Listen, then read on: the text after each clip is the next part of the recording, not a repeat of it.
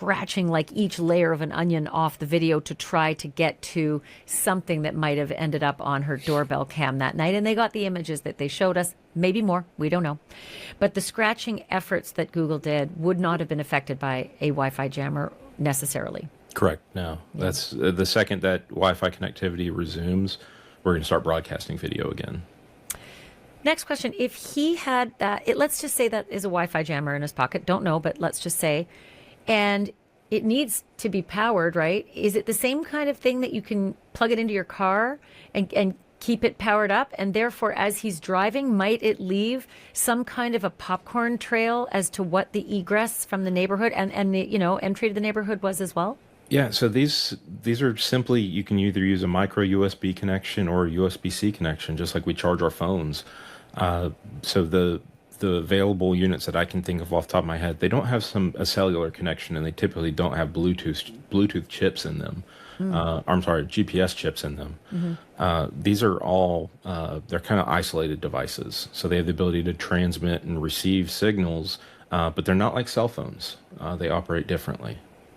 So they're not handshaking to each house as it's driving by? Correct. They're typically not.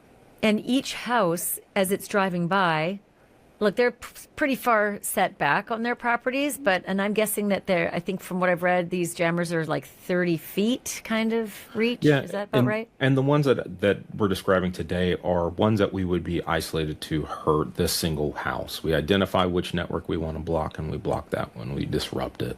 It's not like a 2.4 gigahertz signal for every single Wi-Fi unit out there. We are being very specific and intentional about the device that we're targeting, which is the Wi-Fi unit that would be inside this home. Meaning you got to stand out there and dial and figure it out until It's going to do, like you're actually doing work outside the home on your device until you realize you got a hit.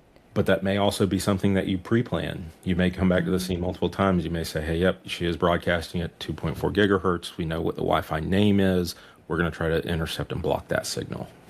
Well, there is this reporting that it's possible he was casing the place, given the fact that there's reporting these images are on different nights. So you think that's a possibility? Definitely a possibility.